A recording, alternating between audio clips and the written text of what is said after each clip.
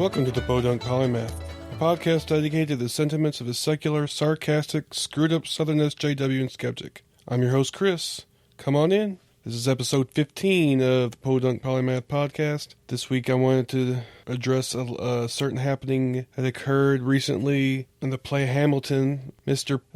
VP-elect... Periods for Pence was there, and after the show, the cast got together and decided they were going to write a little something at the curtain call for Mr. Pence, and it was read by Brandon Victor Dixon, who played Aaron Burr, Vice President Aaron Burr in the show, and he read a little statement for Mr. Poophead Pence. We are the diverse America who are alarmed and anxious that your new administration will not protect us, our planet, our children, our parents, or defend us and uphold our inalienable rights. We truly hope that this show has inspired you to uphold our American values and to work on behalf of all of us. Of course, the audience was super happy. Donald, the orange one, got all pissy. Our wonderful future VP Mike Pence was harassed last night at the theater by the cast of Hamilton.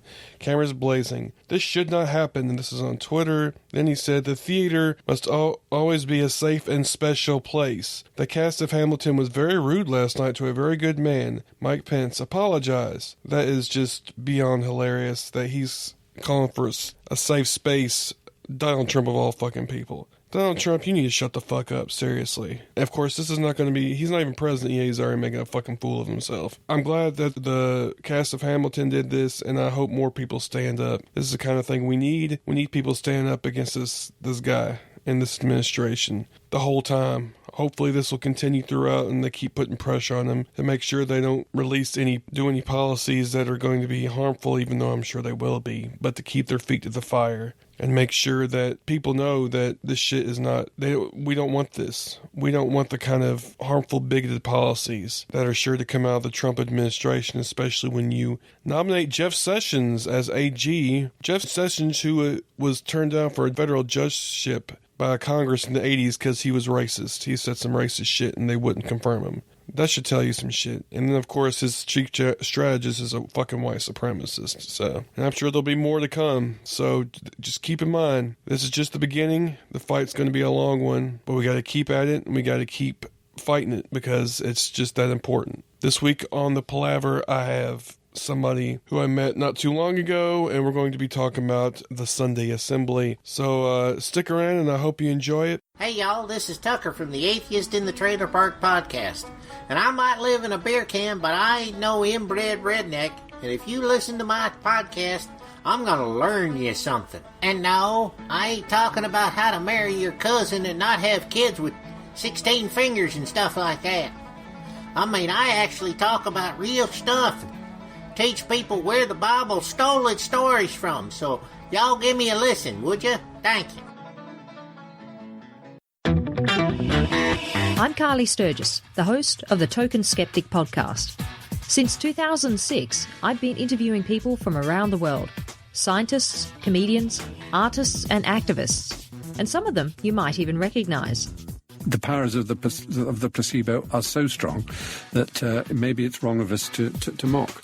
And we happened to be in London around the time because we were shooting for the war and everything, and we basically made our own little sign, entreating the London commuters to bow down to the Dark Lord Satan, just to try and even out.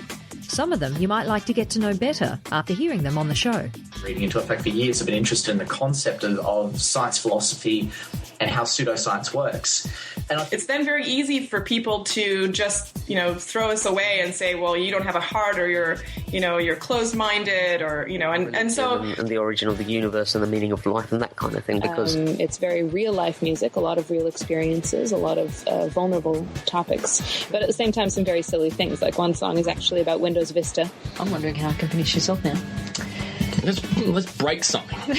Let's break something. What the hell? Well, we'll finish it off kind of like Good News Week does. The Token Skeptic Podcast is a fortnightly online interview show that takes a slightly more skeptical look at the world around us. Head to tokenskeptic.org.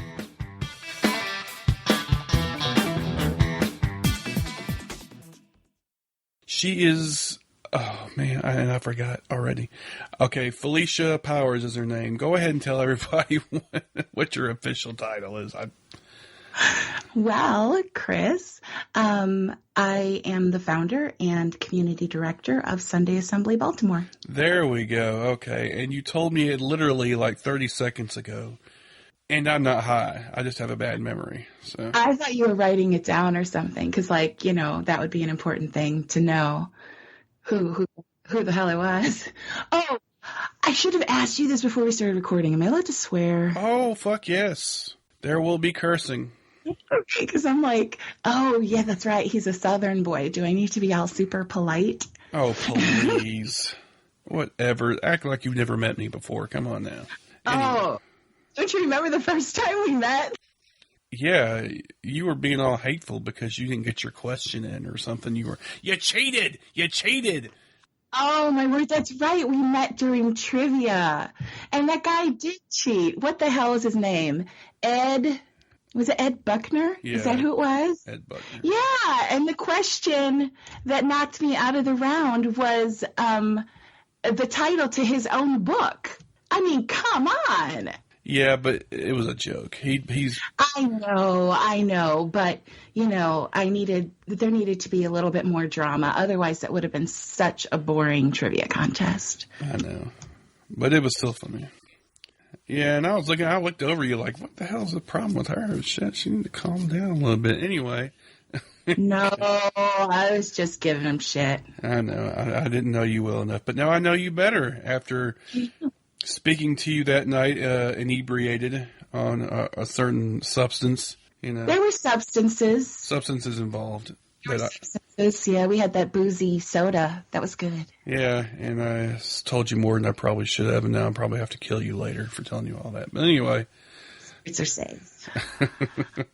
So first of all, I wanted to ask you about humanism. Now, what is your concept of humanism? Oh, that's such an open-ended question. Well, let's be more specific then. Okay, well, when you say what is my concept of humanism, I would have to say that humanism, to me personally, is almost like a substitute for a religion or a faith tradition. Theologically, I'm an atheist. It means that I don't believe a God exists, and I have a lot of years of studying the Bible and theology behind me, and that's actually kind of what made me an atheist. But philosophically and theologically, I'm an atheist, but religiously, I'm a humanist. And to me, what that means is that humanity is required to be its own savior.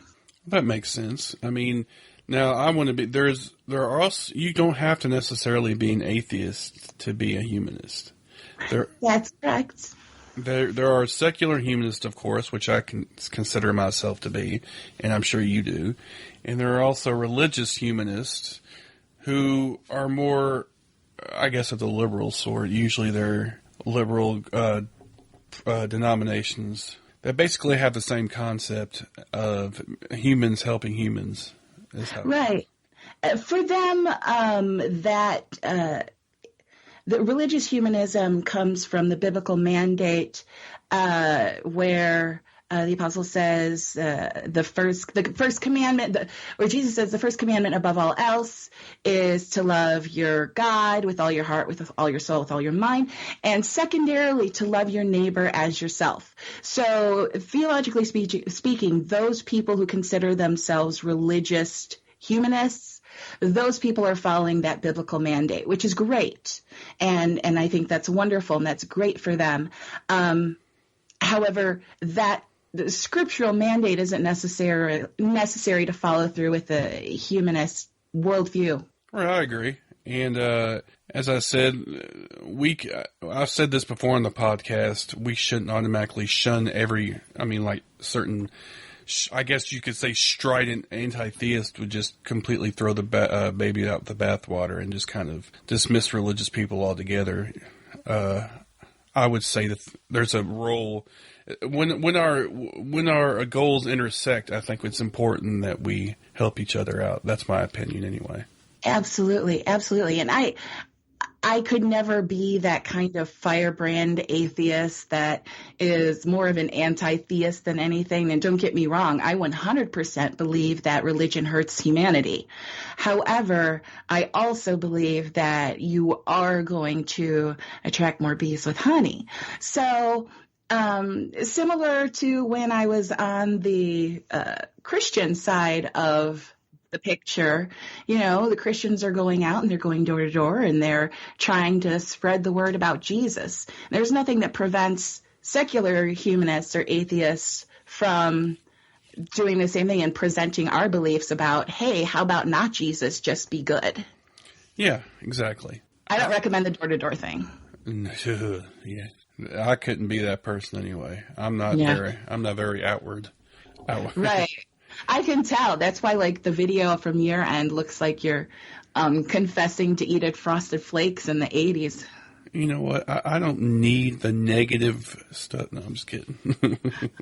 Oh, my word. I'm a vampire. What can I say?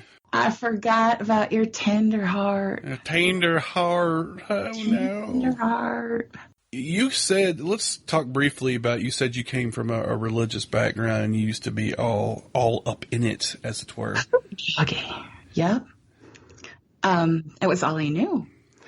I was born into Catholicism and christened as an infant in the Roman Catholic Church. And, but my dad was more like Catholic in that his mom was Catholic, so he wanted to have the baby baptized to make grandma happy kind of thing. So I wasn't really like raised going to the Catholic Church or anything. It was more Catholic in name only. And then the Bible Bangers came knocking when I was about 4, and my mother converted to hardcore fundamentalist Baptist. And that's how I was raised. Well, that sounds like fun. No, actually quite the opposite. That was me. I can't really dismiss it all as the worst or, a terrible experience, because I have a lot of friends in my life that I met during those years, and some of them are still like super, super in it. Like they're pastors and they're missionaries and whatnot. And some of them have, gone backslidden as I have, and turned out with a different set of beliefs. But we all still managed to be friends and have mutual respect for each other. And I think that's really cool. I think that says a lot about who they are as people, that, we can look past our philosophy and faith boundaries and still get along. So when did you come out of that? I wish there was a day that I could point on my calendar and say, this is the day I became an atheist. But I don't really think it works like that for most people. I mentioned before, like, I grew up going to church, and, we had church on Sunday morning and Sunday night, and then there was Wednesday night prayer meeting and Thursday night soul winning. And then usually on Friday night, when I was in high school, and after college, there was a youth group or singles group activity. Saturday morning was visitation, and then, of course, we started again going to church twice on Sunday. And in addition to that, I went to the Christian school where we had chapel every day. So it was 24/7, all church, all the time. All the church, all the time. And when you're in that atmosphere and you're getting all of that input, I feel like there's 2 directions you can go. You can swallow it all and think, okay, I guess that's how it is. Or you can look at it and be like, really? And unfortunately for them, I was more on the skeptic side of things. So I never really fit in. I was always in trouble. I have a sin problem and a pride problem and a problem with authority. And that's why I had so many questions. So I kept asking questions, and I went to Bible college and I asked more questions, and I ended up, finishing Bible college with more questions than I had answers.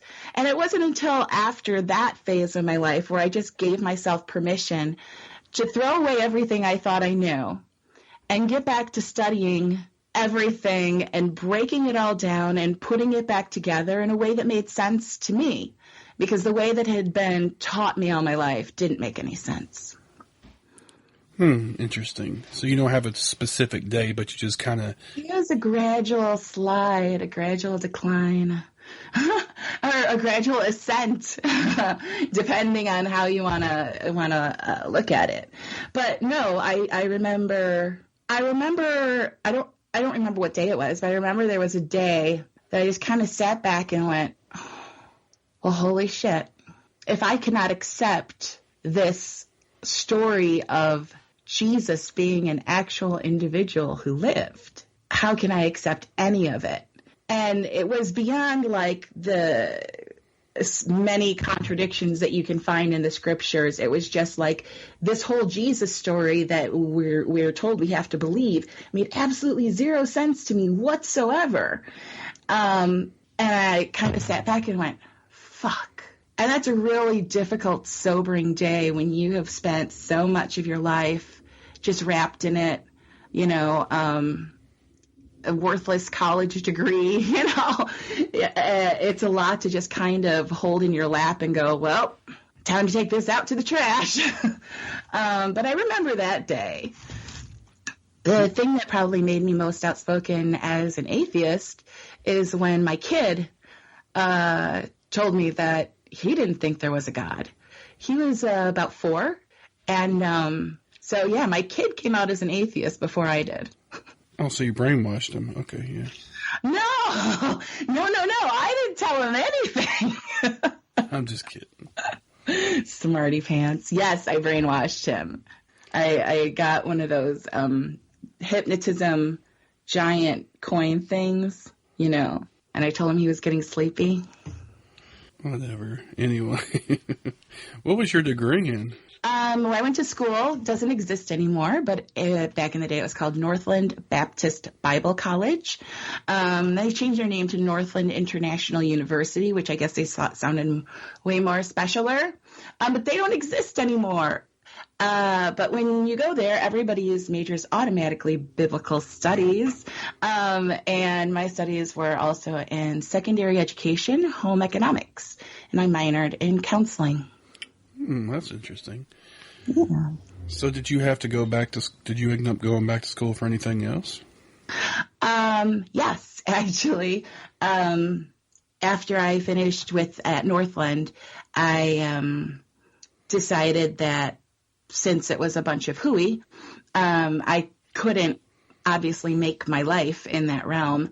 And so I went to massage therapy school. I attended the Chicago School of Massage Therapy, and I practiced for about 10 years before I retired.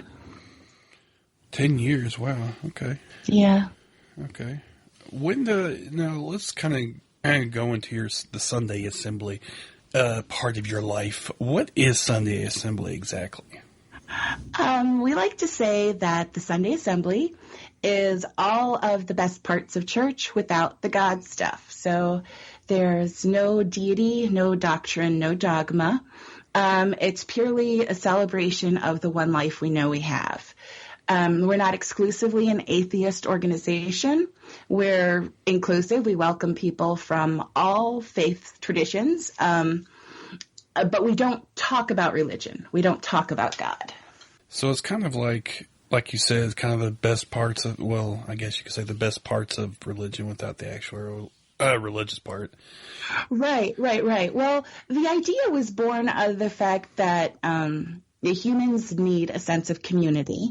And for people in life who are not believers, it can be harder to put together that sense of community. If you go to a church, you have a community of support around you. So if, you have a baby, somebody's going to make you a lasagna and bring it over, or offer to watch your kids or whatever. And if you don't go to church because you don't have that kind of religious background, you don't have that community either. And so what the Sunday Assembly is about, more than, getting together and singing songs or hearing talks or whatever, it's about building those relationships and that community in the local area. Would you say this is more it makes the transition for people who were previously in religion and went to church. It makes the transition easier for them, maybe. I'm certain that can be possible. And I think it could probably also be possible that a service, because I don't want to call it a service. We call them assemblies. But our assembly will usually consist of, a few songs. We don't sing hymns. We sing awesome rock and pop songs. And so we just rock out and have a great time together. And then we hear a talk. There might be an inspirational reading. There's a collection because we have to pay for our rental space. Although all of our community organizers are all volunteer. Nobody's making money off of this.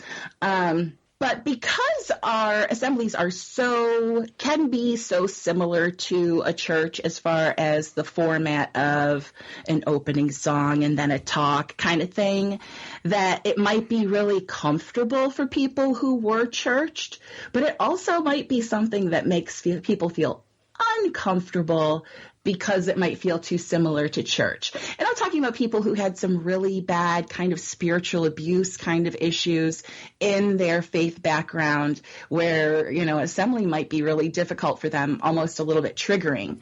And the great thing about the Sunday Assembly is because we not only have the regular assemblies, we also have what we call SMOOPs, which is a portmanteau of small in groups, and they're usually focused on different things, either a general social one or a book club or a therapy support kind of thing. But there's different, small groups where you can plug in and get involved and get to know people on a deeper level. So even if you can't do like the whole big assembly thing because it's too much like church for you, there's still other events that you can get involved in and find your place where you feel like you belong. Yeah, I'd actually heard some argument that is too much like church before from people. I get that. Who weren't raised that way and were pretty much just, non-believers the entire time. They kind of frown. I don't know. I think they were being a kind of assholes about it, to be honest with you. I don't know. I mean, it kind of lacks empathy for me because, you have to understand some people did come out of that and it makes them more comfortable, or it can make them uncomfortable, like you said. Mm-hmm. It could truly go either way.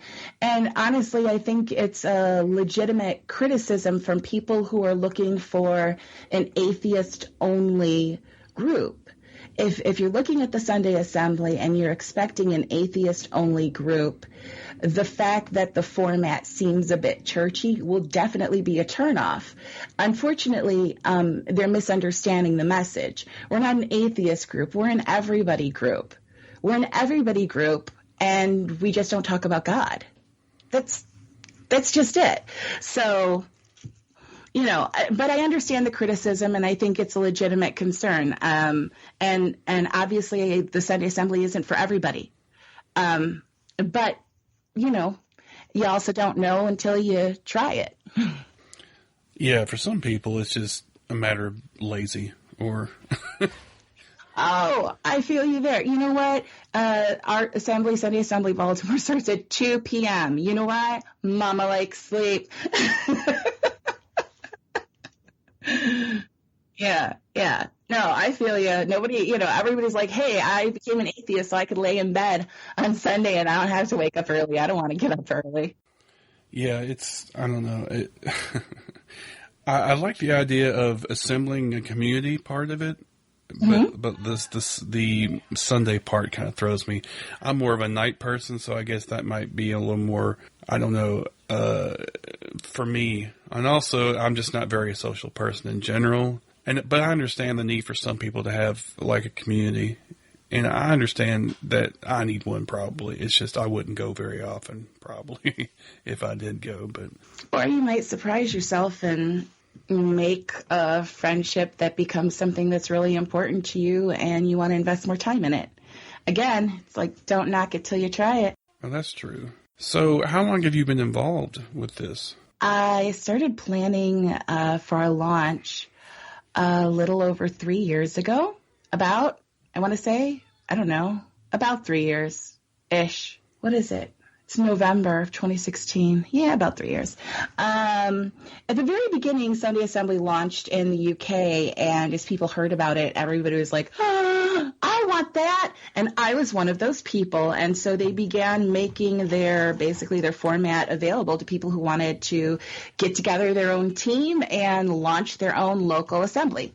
So that was a lot of work pre-launch.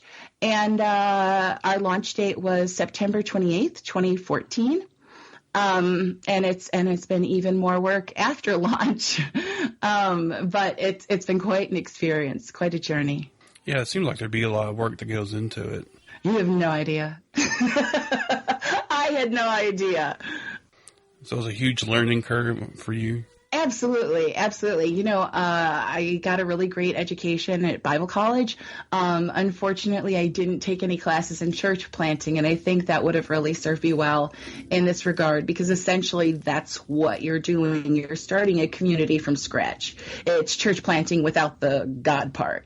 So there were just so many details and, you know, the legalities of space and insurance and, you know, whatnot. Definitely a really, really huge undertaking, but it's also so incredibly rewarding.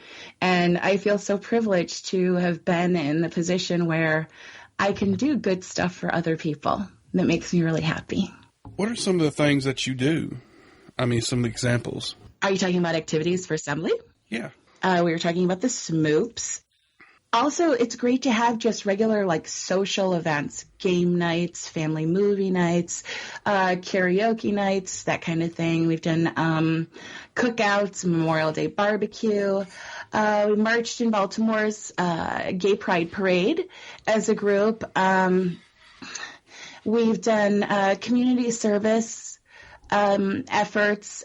We did one day, it was our first Help Often Day. The Sunday Assembly motto is threefold. It's live better, help often, and wonder more. And internationally, we had our first Help Often Day this past year. And so for our big Help Often project, we packed a couple hundred sack lunches for the homeless population in Baltimore. And we took them to, every city kind of has like the spot. So we took them to the place in downtown Baltimore where we knew that there was always a large homeless population lingering, and we passed them out. And no lie, the food was gone. It was a literal feeding frenzy. Everything was gone in about 3 minutes flat. It was pandemonium, and it was so quick, but it was so freaking exciting because, I mean, there were so many kids, and it was just so gratifying to help that many people. It killed me having to leave them there, but it was a really beautiful moment where people, you know, even the children in our assembly were able to get hands-on involved. You know, the children helped make sandwiches to feed to the people who don't have a place to live, and that was really, really, really great. I love getting our young people involved and helping them see that there's so much more to this world than, you know, what's in their immediate, their immediate comfort. What do they call it? The comfort zone. You were close. I didn't want to say anything. I was just like, what is it called? The zone of the comfort. Oh my goodness, I'm a goof. But yeah, that's a great that y'all actually help people. I mean, I think that's important for anybody to do. But I think it's great that as a group y'all do that as well. It's one of the things that really attracted me to the Sunday Assembly. Service has always been something that's been really, really important to myself. And personally, I used to run the homeless shelter where we used to live before we moved here to Maryland. And it was just something we did, and that's how I wanted to raise my kid. So, you know, when he was a baby, I would put him on my back in a baby carrier, and he would help me, serve dinner to the homeless shelter.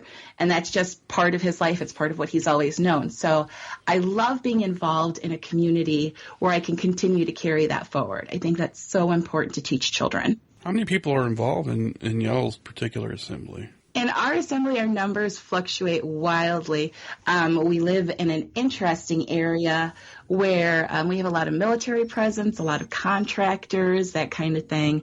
But most assemblies generally, I would say the population range from like as little as 20 to as large as 100, at least the U.S. side. In the UK, their assemblies, they're packing the house at 300, 400 people in London. Damn, that's quite a few. Mm-hmm. I think the difference is mostly due to the fact that atheism is a little bit more acceptable in the UK. It's not assumed that a person is a Christian automatically, so being what we would consider out as an atheist is a lot more common out there. So they have a much bigger population. Definitely. How often do y'all meet? Assemblies are typically once a month. And do y'all do, I'm assuming y'all do stuff like that you were talking about, the doing good part or whatever you called it, in between those monthly meetups or whatever. Y'all have other stuff, social events y'all do? Or whatever. Yeah, potlucks and stuff, yeah. So make sure people kind of keep in touch or whatever. I mean, I imagine once a month, some people I don't know, you only see somebody once a month, you kind of forget who they are, Right. It's really hard to get people to invest more in the relationships that they're making if it's only once a month. So, and that's a lot of, that's a part of why running an assembly is so much work, because you need people who are going to help out and host events and that kind of thing. So I think being involved in an assembly is great. And if attending one is something that appeals to you, you should totally try and find out if there's one by you and check it out. I'm a big fan. Yeah, I couldn't tell. Bite me. That's what I'm looking for right there. So would you say this has helped you outgrow as a person, this whole experience? Absolutely. Fuck. It's changed my life. I mean, my heart has long heard the cry of humanity, and when I was younger, I thought that was God's calling on my life to serve. Now I realize that it's just been my own heart sensitivity to the needs of humanity. And it's really, really tough to be that kind of person and have ministerial training and also be an atheist. I was talking to Sanderson Jones. He's one of the founders of the Sunday Assembly. And I was talking to Sanderson in the middle of my journey towards launching the assembly. And I was expressing to him just how grateful I was for the opportunity, because I have the heart of a pastor and the brain of an atheist. And until the Sunday Assembly, those two parts of me could not peacefully coexist. So, yeah, the Sunday Assembly has been incredible. And it's been really, like I said, it's been such a privilege to be involved and to see all of the ways the different assemblies around the world have helped change people's lives. You sound you got a little emotional on that one. I did. Fucker, don't make me cry. Ain't nothing wrong with a little emotion. Anyway, I don't want to embarrass you. No, I'm not embarrassed. It doesn't serve anybody to be embarrassed of your feelings. It is really, really hard. Probably the hardest part of losing my faith or deconverting or whatever was realizing that all of the years that I had spent studying to prepare myself for what I thought my life was going to be was all wasted. Realizing that I had to start all over again to figure out what I wanted to be when I grew up. Yeah, I've heard that kind of thing before from people, and they just lose it. Mm-hmm. It was incredibly difficult, and I feel super, super #blessed to be able to serve the community through the Sunday Assembly. It's a great opportunity for me to do what I feel like I was put here on earth to do, while also, investing in meeting my own needs as, somebody who needs a community as well. What were you put on this earth to do, Felicia? I was born to save the world. So were you. That's a bit grandiose, but okay. Well, you know what? Shoot for the stars and shit. I don't dream small. I noticed. So what kind of future do you see for the assembly? Wow. Well, unfortunately, I am not a fortune teller or soothsayer or tarot card reader. So I can't say what the future will hold. I'm hopeful that with the labor of people just like me who do all kinds of awesome things in the assembly, everything from, putting together the PowerPoint display to rocking out in the band to, the guy who helps put up the chairs at the end. With more hands on deck, hopefully we can grow and expand and just continue having a part in shaping the future for the better. Believe, and like I said, the live better, help often, wonder more.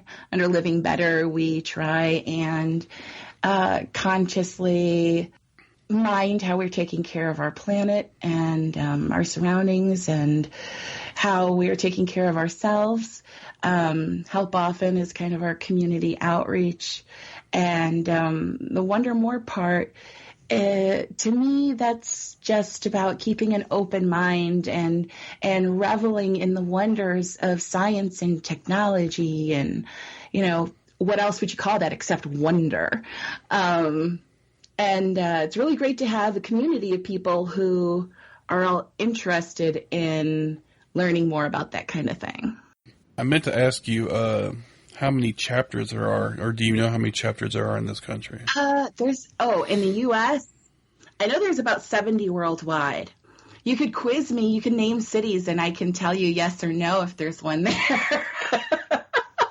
Well, I know there's one here, and there's one here because you know the guy here, or the people here. I know the guy. Which one is the guy? Sorry, a guy, but guy. Yeah, you know some people. Yeah, those are my people, my fam, my squad. Yeah, so there's one in Nashville, and of course there's one in Knoxville, Denver, Baltimore, Boston.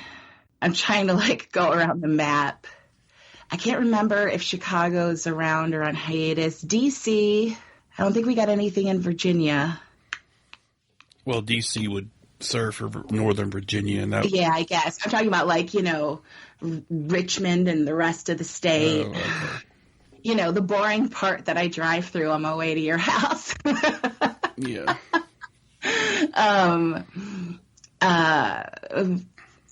Raleigh, Durham, North Carolina, Charlotte, and I don't think there's any in Texas. Did we say Denver? Oh, yeah, there's people starting up in Austin, Detroit, Ypsilanti, Michigan, another town in Michigan that I can't think of right now. Grand Rapids? Yes! That is the one. There's somebody in Wisconsin. Is it Madison? It may be Mass where FFRF's headquarters, so I would think. Maybe. Minneapolis, St. Paul. That's where the McCrorys are. Portland, Oregon. And, in California, there's San Diego, Silicon Valley, and LA. LA, I think, was the first one that started stateside. Go figure. Yeah. I can't diss the people in LA. They're just the coolest fucking people in the world. I didn't mean to put you on the spot. I just figured, since I figured you knew everything, so I just thought you could. Oh, I forgot Atlanta. I'm stupid. Yeah, Atlanta. So no, I didn't mean to put you on the spot. I'll put a link up. It's all good. I'm sure there's a Sunday Assembly US website or something. Yes, the website is sundayassembly.com, and there is a Find an Assembly Near You thing there on the homepage that you can click and see a map, put in your zip code, and all that jazz. There's a big long list, too. So I think we've pretty much covered all the Sunday Assembly stuff. It sounds like something people need to check out regardless of religious affiliation or lack thereof. Absolutely. We welcome everybody. Well, and there are churches that do that. There are a lot, however, especially here in the Grand Old South, who aren't so accepting of certain types of individuals, and I think that's unfortunate. But I'm glad that y'all are accepting of anybody. I think that's important for any community, gathering, you know? Absolutely, absolutely. And I've had people of faith, attend our assemblies. My vice president's mother is very religious and a pastor, and she's attended our assemblies, and she felt just as welcome and got something great out of our talk. And, that's what we want to hear, because we're here for people, not to serve a religion. I was going to ask you about if religious people had attended and if they've given you any feedback. And is she the only one you know of? I'm sure there's probably others. Well, as far as my own personal experience, that is the only individual that I know that I spoke to. Okay. So I'm just curious. I guess it's just hearsay. No, I mean, it's coming from you, but I'm sure there are other religious people who have attended just to see what the fuss is about.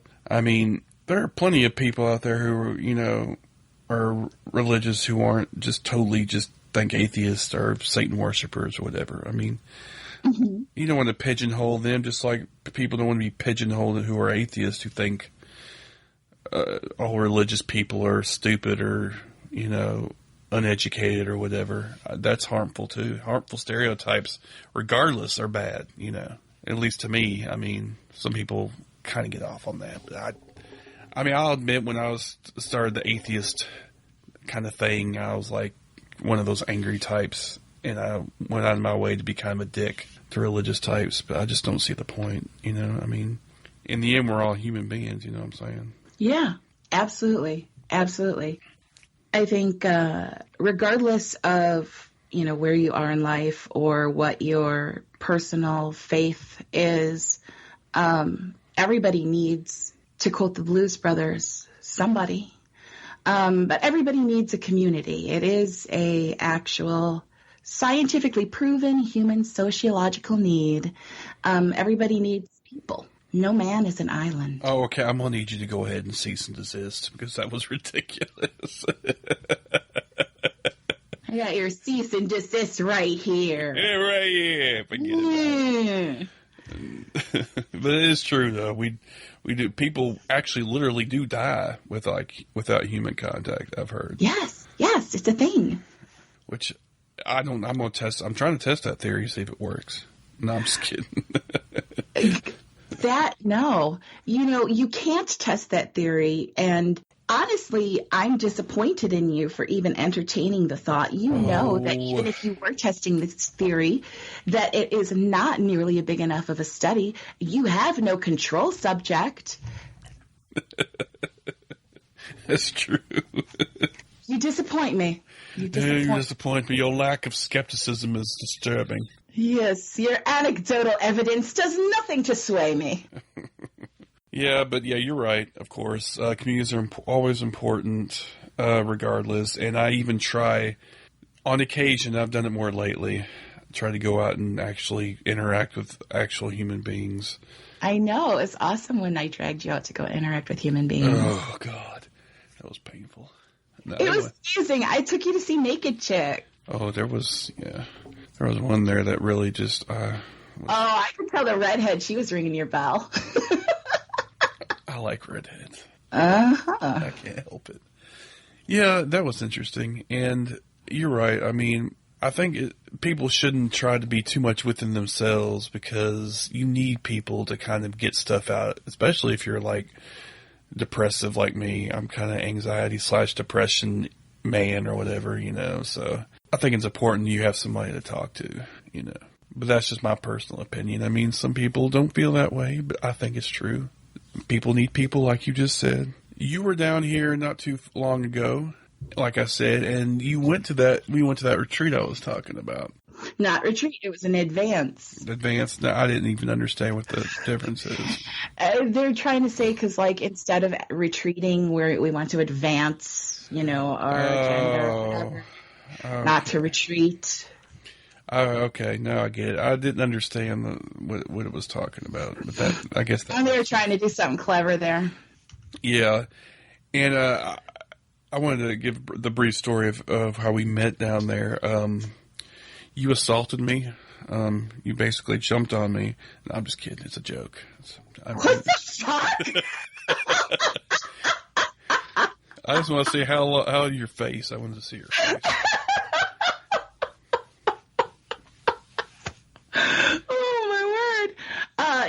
Yeah, no, I sat next to you while we played trivia.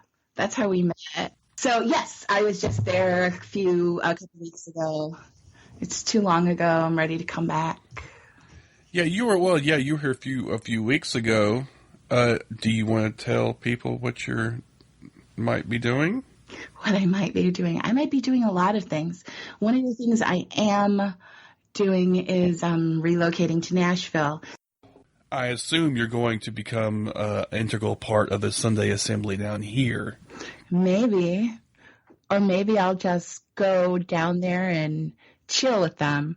I don't know. You know, I think I would be totally down to help, but I would also totally be down to, like, take a breather for a while, man. I've been doing this for a while, and yeah, like kind of take a break for a while. And I'm also getting involved with Patrick Horst invited me to help serve with recovering from religion. So I'll be getting involved and helping with them some too. So yeah, it's not like my activism is going away just because I'm moving. Yeah, I didn't know he had anything to do with RFR, actually. I didn't know he was involved with recovering from religion. Well, surprise! Unless they said the wrong thing, which, you know, is possible. Well, I can edit it out. It's no big deal if it's necessary. I can't think of it now, right? I don't know. No, it is RFR. Because we were talking about it just the other day. Okay. Well, that's cool. Yeah, it's RFR. Because there was a changeover recently with leadership, and they have a new director and whatnot. And so he was asked to be the director of, I think, their support group program. But, you know, life is busy, so we're going to split it up. Oh, that sounds cool. You always have something to be a part of because you have to be in the middle of shit, apparently. So. What? I'm not in the middle of nothing, man. That was just me. Whatever, you know what I mean. No, I don't know what you mean. Explain yourself, because, like, sounded insulting. Oh, of course. Whatever, you know what I mean. You like to be involved in causes and stuff. There's nothing wrong with that. Oh, well, yeah. That's just the way I was raised, man. You know, complaining doesn't get shit done. Getting shit done gets shit done. Well, I guess I can't argue with that, because that makes that makes sense. So, Felicia, why don't you go ahead and give shout-outs or plugs or whatever you want to tell the listening audience? Shout-outs. Oh, man. I feel like I'm a guest on Arsenio or something. Well, as far as plugs, I don't really have a lot to plug. Of course, I'll always plug the Sunday Assembly. I think I mentioned before. If you're interested in finding out more about Sunday Assembly, or maybe even checking out their website or whatever, it's totally cool. No, commitments, no strings attached. Check us out at sundayassembly.com. You can read all about our history and, if you're just curious. I promise that we're not a cult, and I'm aware that that is exactly what I would say if we were a cult. Yeah, I don't have a good evil laugh. And also because I am relocating to Nashville from the Baltimore area, if you are a Baltimore or D.C. local who would like to be a little bit more active in the secular community and could devote some time to volunteering with Sunday Assembly Baltimore, hit me up, because I really do need to find organizers to help take my place and keep the thing going. They can contact me at Felicia at sundayassemblybaltimore.com. It's Felicia spelled as in by Felicia at sundayassemblybaltimore.com. Oh, that's hilarious. Okay. So, yeah. Find Felicia and let her know if you can take some charge over there in Baltimore, because she'll be coming down here to Nash Vegas and partying like it's, $18.99 maybe. I don't know, down here. I'm going to party like it's party time. No, I'm not really coming to party. I'm coming for the next chapter. Okay, that sounds... New adventure. I like that. That sounds very positive. And something I would never say in a million years, but you would. And that's okay, because you're a positive kind of person. Well, right? Somebody's got to be. What are you trying to say, Felicia? Or we'll all be like you. Oh, well, a little sting there. That's okay, Felicia. Chris. Thank you for coming on my show. I really appreciate it. And thank you for having me, Chris. It was a delight, and it's always actually really cool to hang out with you and talk with you. And I got to talk about something that I'm really passionate about, so thank you for having me. No problem. I hope to see you, and I will see you again soon. Yeah, I'll be down there in just a couple weeks. Almost time to start counting down the days, because I can't wait. But yeah, we're going to be down there. Yep. I get into town on the 20th. All right, well, I will look forward to it, and take care of yourself, Felicia. Don't get too crazy. You take care of yourself, too. Don't get too sane. I don't know what the opposite of crazy is. All right, Felicia. Bye, Felicia. Oh, I get to say it. Come on. That was good. No, that's never good. It's never. That is what my people call no bueno. Your people. No bueno. All right, Felicia, take it easy. It's been a pleasure as always. Have a wonderful evening. Farewell and good night.